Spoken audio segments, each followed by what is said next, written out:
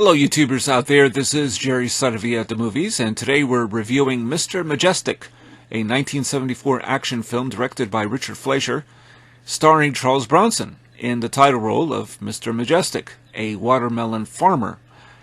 And this was a role intended originally for Clint Eastwood, but Charles Bronson is not a bad choice to replace him. So, this was a screenplay written by Elmore Leonard, and many of you know, obviously, for several pulp novels that he has written about crime and so on and so forth. One of them, of course, I doubt it would be his most famous, but cinematically speaking, Rum Punch, written by Elmore Leonard, that became the Quentin Tarantino film Jackie Brown. He's also written The Big Bounce, and, well, there are several others. Sometimes not very successful adaptations, like, I believe, Stick with Burt Reynolds in 1985.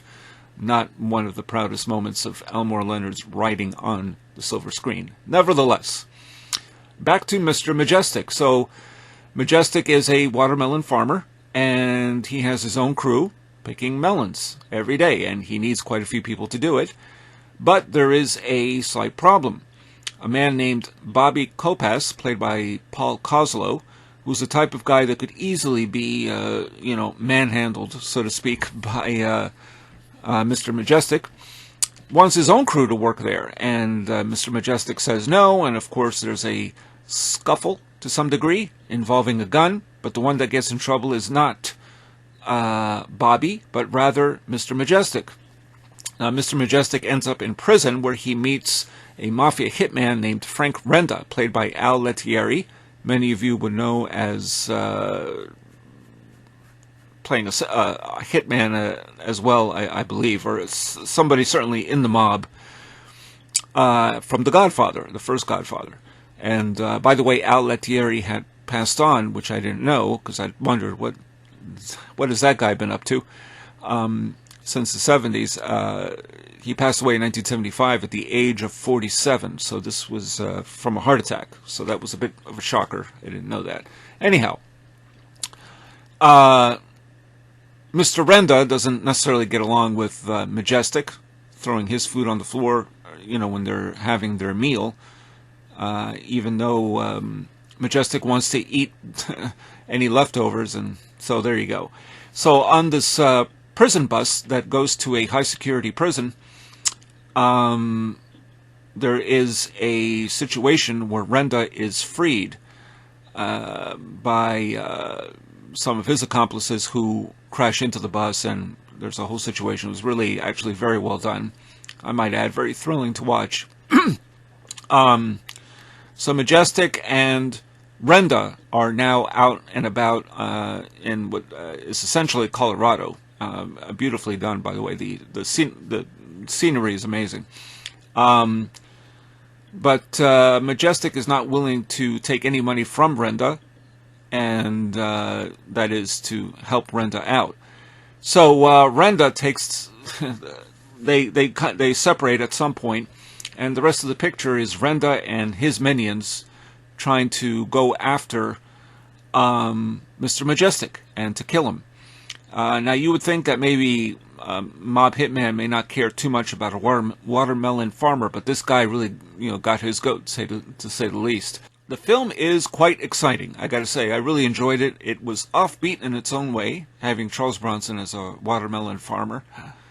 I think it really worked. He played it very straight, and he did a very good job. There's one scene in particular that had me on the edge of my seat. It came out of nowhere. Majestyk is confronted by Renda after he spots him at a local restaurant, and says, "I'm going to kill you. It's going to happen. It may not happen today or next week, but it will happen soon." And Majestyk just slaps him across the face.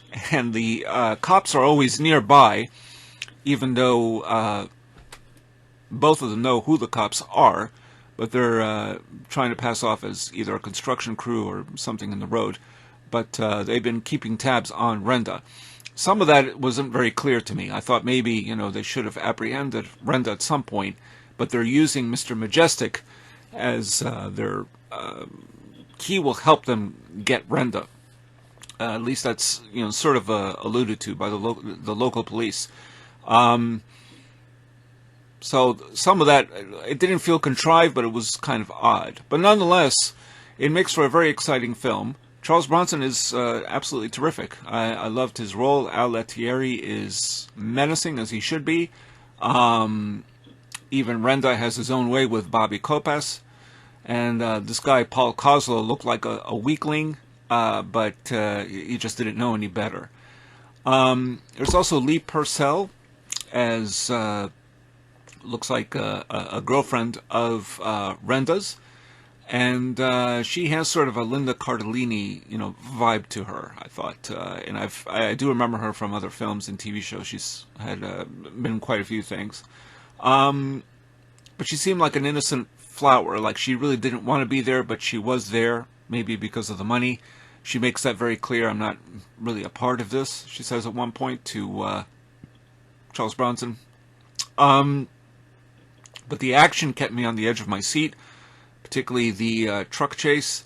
It was the type of picture, the type of action picture they used to make that kept you, that surprised you. Like you may have some idea of how it's going to turn out, but it still surprises you. At one point, Renda and his crew are in one car, and they think they are on Majestyk's tail, and suddenly a gunshot pierces their front windshield out of nowhere, and it's Majestyk on top of a cliff somewhere firing his rifle. It's moments like that. It's really very effective, very well done, very well made, very well shot. I just thought Charles Bronson was terrific. It's funny. I haven't. I've seen a few of Charles Bronson's movies, but I only recently, in the last 20-25 years, have started looking back at some films of his that I have not seen, Mr. Majestyk being among them. And I'm really surprised. He's just terrific. He's not the wooden character that he became, or the wooden type of actor in post-Death Wish 2 type movies. His 80s were not the greatest. But he was always, he always had that presence, and that presence of mind. And that's, I think, why people liked watching him. But, this is before he became the avenging angel, so to speak, as he did in Death Wish. This is a very good role for him, and I really enjoyed it. And if you enjoy this type of thing, I would say check it out.